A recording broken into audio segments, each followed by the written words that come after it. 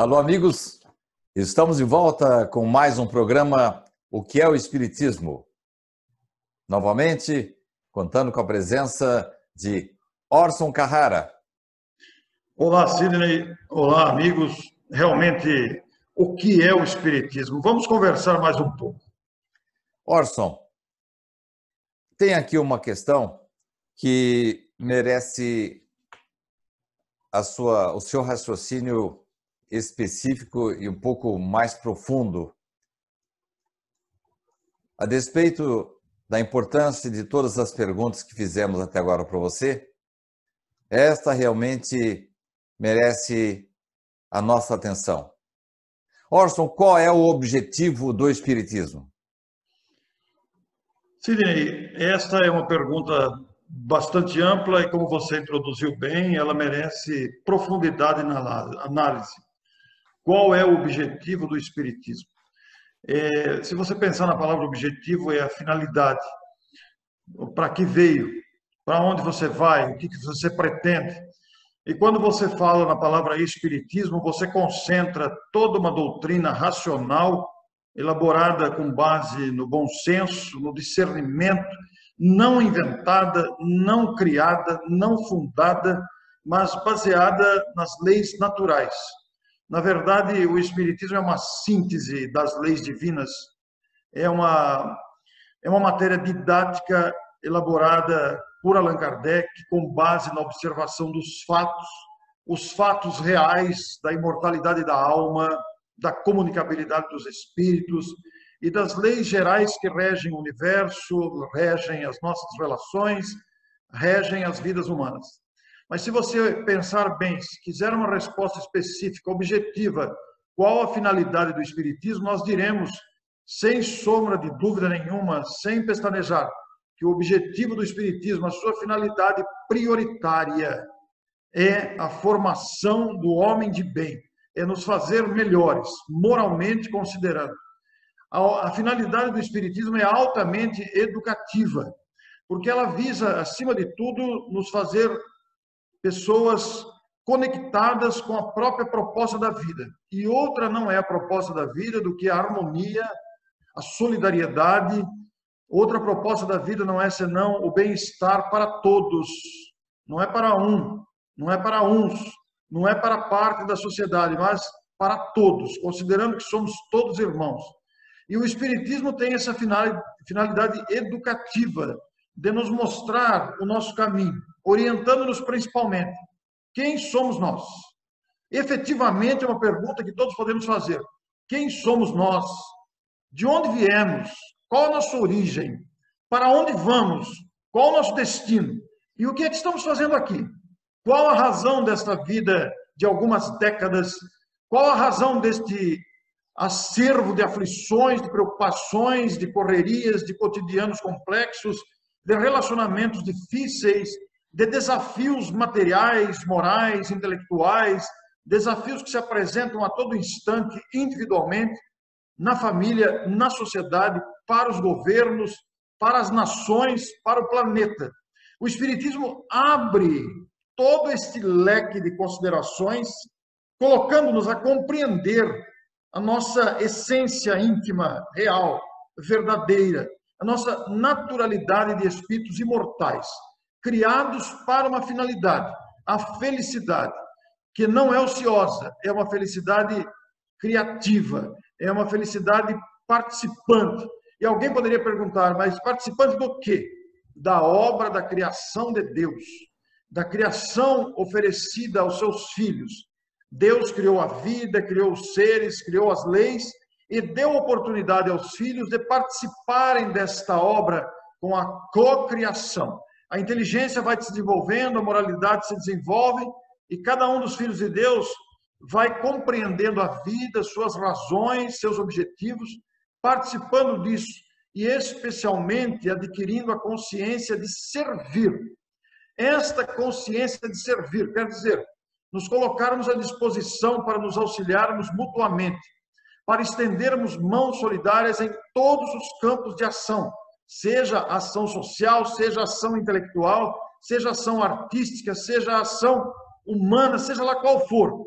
todas as nossas ações devem tender para o coletivo, enxergar globalmente e não enxergar com egoísmo, mas desenvolver o altruísmo, desenvolver o senso de responsabilidade coletiva, que inclui também a ecologia, inclui os recursos naturais, inclui a educação da infância, o cuidado com os idosos, com os necessitados, com os enfermos, e especialmente a responsabilidade para uns para com os outros. Na verdade, Sidney, devemos-nos uns aos outros. E por causa dessa solidariedade que impera como lei da vida, o Espiritismo tem a finalidade de nos educar para isso, fazendo-nos conhecedores dessas leis sábias, justas e harmoniosas que conduzem a vida. E isso se faz naturalmente através das diversas práticas sugeridas pelo Espiritismo, onde podemos atuar. Atuação que nos dará aprendizados continuados, que trarão amadurecimento e experiência. Esta é a finalidade do Espiritismo, educação. Não há outra palavra que defina melhor o objetivo do Espiritismo, senão a educação. Mas não a educação da instrução, mas a educação da formação, a educação do bem proceder, a educação com a identificação do Evangelho que completa esta finalidade, quando, precedendo o Espiritismo, Jesus se apresenta no mundo e apresenta a existência de um Pai amoroso, que ama os filhos, que tudo faz para que os filhos progridam, mas estabeleceu leis de conquista desse progresso, desta felicidade, através dos esforços próprios.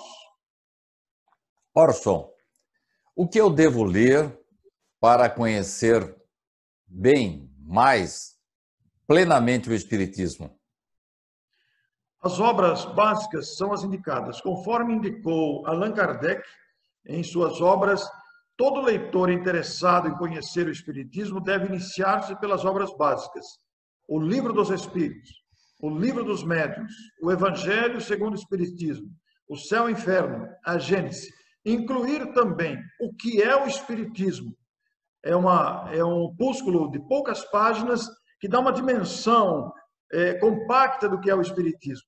Talvez seja até interessante ler antes o que é o Espiritismo. E concantemente, essa palavra não saiu, Sidney, e simultaneamente o Livro dos Espíritos, seguido das demais obras e outras complementares. Mas estudar também a Revista Espírita, que é uma publicação de experiências, de pesquisa, de observação de Allan Kardec.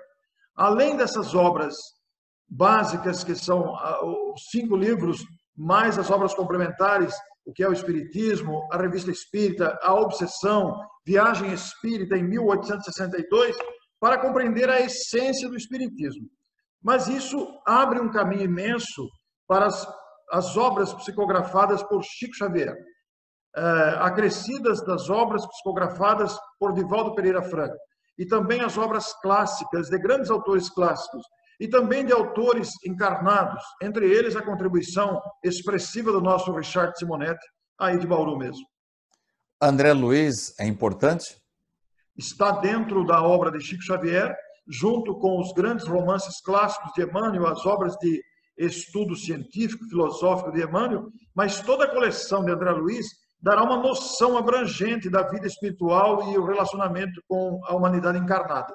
Só que, para entender André Luiz, o leitor deverá ter a base segura, indicativa, doutrinária de Allan Kardec. Porque, para quem for começar com André Luiz, poderá encontrar dificuldades de entendimento nos princípios laisarados e que estão sedimentados com as obras básicas de Allan Kardec. Como o próprio nome diz, obras básicas. É a base do conhecimento. É dali que vai trazer ao leitor, ao estudioso, ao pesquisador, as bases científicas. É ali que vamos entender o questionamento filosófico. É ali que vamos entender o desenvolvimento da aplicação da moral cristã, que se desdobrou em toda essa vasta literatura espírita à disposição de quem quer conhecer o Espiritismo. Orson, para eu ir para o céu, eu tenho que ser espírita? Bom, primeiro que o céu não existe. O céu é um estado consciencial. O céu é um estado de bem-estar, que é alguém que se encontra em paz com a própria consciência.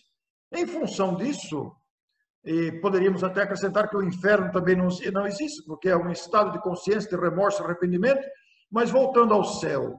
O céu indica um estado de paz, de tranquilidade, de harmonia, que não tem nada a ver com ociosidade.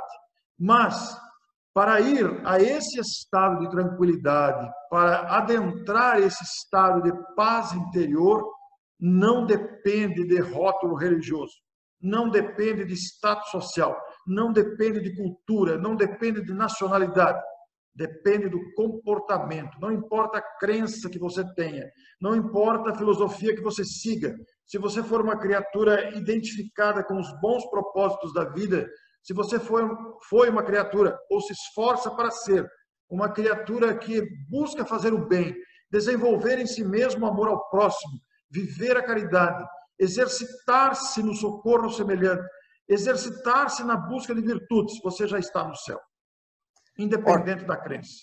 Orson, de vez em quando eu sou convidado para conhecer outras igrejas e mesmo irmãos evangélicos ou até católicos, e eu noto que principalmente em alguns segmentos existe assim um tom de fraternidade muito grande. Você é muito bem recebido. Você, um ilustre desconhecido, é abraçado, é querido e é recepcionado muito bem por esses irmãos de outras religiões. Isso também acontece no Centro Espírita? A fraternidade é a pedra de toque das relações humanas. É um sentimento que todos nós devemos buscar incessantemente, porque a fraternidade nos identifica como irmãos uns dos outros, independente das nossas opiniões políticas, esportivas, religiosas, independente. A fraternidade respeita. A fraternidade nos estimula o respeito mútuo, o carinho uns para com os outros, a atenção. E o que você disse aí é uma realidade palpável, é uma realidade observável. Nós vemos mesmo a fraternidade espontânea de nossos irmãos, de outras crenças, que se dedicam uns aos outros, especialmente acolhendo com carinho os desconhecidos, além de demonstrarem, nós observamos isso quando vemos igrejas ou vemos eles juntos, nós observamos essa fraternidade espontânea. Nos centros espíritas, isso também ocorre. Desde que, e isso não é exclusividade do movimento espírita, mas isso também pode acontecer em outros segmentos religiosos, desde que não nos deixemos picar ou morder pelo vírus do melindre, pelo vírus da malquerença, pelo vírus do personalismo. Se nós nos dispensarmos, demitirmos de personalismos, se nos demitirmos de desconfianças, se nos demitirmos de melindres, se nos demitirmos de observações maldosas ou mal intencionadas, maliciosas, nós viveremos essa fraternidade.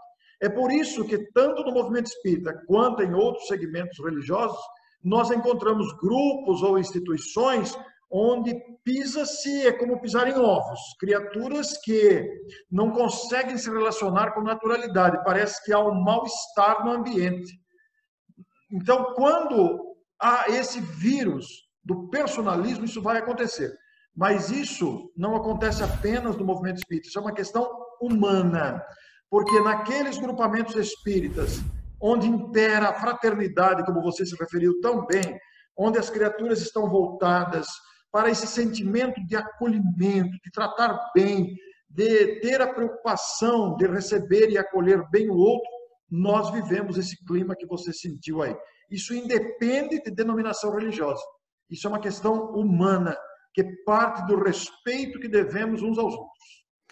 Mas eu noto, Orson, eu e você visitamos muitas casas espíritas, que em algumas delas o presidente da casa geralmente recepciona na porta, ele conhece todos pelo nome, Isso. inclusive daí a importância de que a casa não cresça demais para que sempre haja esse ambiente fraterno.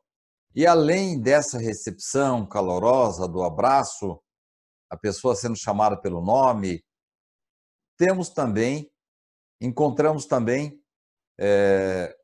postos de serviço em que tanto o iniciante como a pessoa que esteja passando momentaneamente por alguma perturbação, alguma tristeza, alguma dúvida, ela é recebida e ela é orientada através não apenas da conversa informal, mas de uma entrevista em que o indivíduo pode desabafar, exteriorizar e ser orientado. O que você acha disso?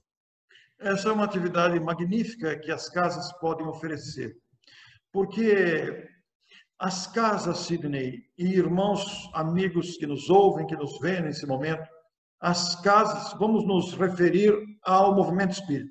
As casas espíritas representam o conhecimento de seus dirigentes.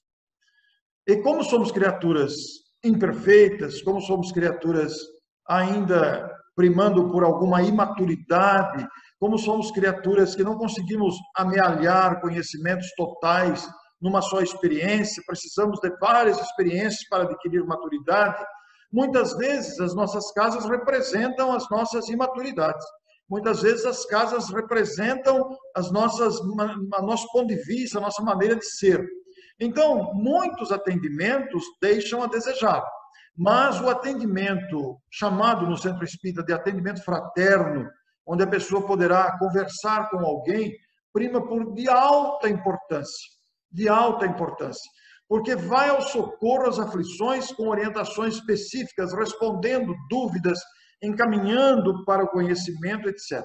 Mas há que se perceber que muitos atendimentos não são feitos por pessoas preparadas. Às vezes, são pessoas despreparadas que fazem o atendimento. Daí a preocupação da direção da casa em colocar nesse serviço pessoas preparadas. E quando eu digo pessoas preparadas, são pessoas que vão ouvir com o intuito de ajudar, sem julgamentos precipitados, sem amedrontar a pessoa que está sendo atendida, sem fazer qualquer tipo de ameaça, sem fazer exigências, sem ficar dando informações sobre passado da pessoa, futuro da pessoa, até porque não temos essa referência, sem inventar nada, é apenas ouvir e tentar ajudar. O que eu posso, aqui na condição de atendente, oferecer para ajudar a pessoa a se orientar. O orientado, por sua vez, aquele que busca o atendimento de uma casa espírita, que lá na fachada está escrito Centro Espírita e tem um nome lá.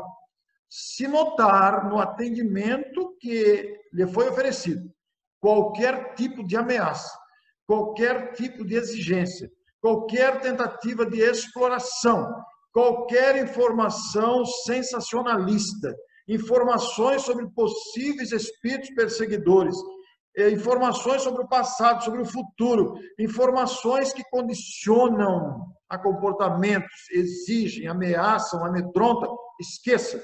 Isto não é um centro espírita. Isto é mediunismo, isto é exploração, é uso indevido. O centro pode ser até preparado, mas a pessoa que está à sua frente pode ser despreparada, pode ser uma pessoa que, por desconhecer, está dando afirmações sem saber o que está fazendo, piorando a situação do atendido, ou usando de má intenção. Todavia, o objetivo do atendimento das casas é nobre. Por isso, a casa deve investir na formação e reciclagem dos seus entrevistadores, dos seus atendentes fraternos, porque essa é uma atividade essencial e pode significar uma ajuda de grande substância para quem está aflito, quem está procurando respostas, quem está desesperado, precisa entender o que se passa com ele. Então, o atendimento fraterno é uma atividade essencial, mas precisa ser feito com critérios, com preparo, com respeito pela pessoa que está à sua frente. Orson, nós estamos chegando ao final do nosso programa de hoje, mas eu vou deixar uma pergunta no ar e depois nós retornaremos a esse assunto. A criança tem liberdade de escolher a sua religião e comparecer ou não à religião, às aulas infantis, devemos deixar a critério dela ou os pais têm que ter uma ingerência importante nesse sentido? Esta é uma pergunta muito importante. Nós vamos deixar para o próximo programa ou já vamos responder? Eu acho que nós temos alguns minutos ainda que você pode dar uma Dá passadinha uma para nós. alavancada nesse assunto, né? Isso. Este é um assunto muito importante porque, da mesma forma como nós não perguntamos à criança se ela quer ir à escola, se ela quer escovar os dentes, se ela quer tomar banho, se ela quer ser vacinada, da mesma forma, nós temos que levar a criança à escola da nossa escolha religiosa.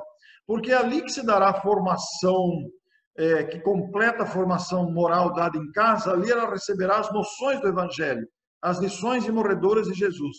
Nós não podemos deixar a criança, quando ela crescer, ela escolhe. É um equívoco isso de grandes proporções. É dever dos pais, da mesma forma que leva o filho ao médico, tomar vacina, que vai ao dentista, que tem que tomar banho, que vai para a escola, como dever, nós temos que levar as crianças para que elas também tomem contato com essas verdades que permanecem para sempre. Se nós não o fizermos, nós estamos negligenciando a formação moral dos filhos. É dever dos pais encaminhar os filhos. Depois de uma certa idade, quando já tiverem a decisão de escolha, quando já adquiriram uma certa maturidade para fazer as próprias escolhas, o nosso dever foi cumprido. Mas na primeira infância, nos primeiros anos de vida, nos verdes anos da infância, quando a criança não tem ainda poder de decisão, não sabe ainda o que é melhor para ela, é dever dos pais encaminhar. Depois, a questão é com ela, mas antes é dever dos pais. Orson, e se os pais tiverem religiões diferentes? Deverão dialogar entre si, deverão conversar para que uma religião, ao menos, seja escolhida, seja da mãe, seja do pai. Se forem de religiões diferentes, em que um não abre a mão e o outro também não, cada um segue a sua religião, isso acontece bastante, que escolham uma das religiões, mas levem a criança. A criança não pode ficar distante dos ensinos de Jesus, ainda que as interpretações sejam secundárias, sejam diferentes, isso é secundário, porque o importante é semear no coração das crianças o Evangelho do Cristo. Por que devemos ensinar a criança desde cedo? Ela tem uma característica especial? Porque a criança é uma folha em branco. A criança, embora seja um espírito reencarnado que traz consigo as suas bagagens, as suas tendências, os seus gostos, até os 7 anos, em média, aproximadamente, as crianças são mais maleáveis, são mais sensíveis, têm mais poder de assimilação das noções que lhes são ensinadas. Então, nesta fase inicial, pelo menos até os 7 anos, claro que depois também, mas nesta fase primeira, até os 7 anos, é o tempo em que nós devemos semear, porque o espírito iniciou a sua trajetória e a influência dos pais é decisiva, marcante para a vida toda. É nesta fase que nós vamos semear as sementes do Evangelho. E hoje já existe no movimento espírita a evangelização durante a gestação, a evangelização de bebês, a evangelização nos primeiros anos, estendendo-se naturalmente pelas várias faixas etárias. É que nesta fase a criança é acessível à assimilação desses ensinos. Algumas casas usam outra terminologia. Você usou aí agora evangelização. Algumas usam escola espírita infantil.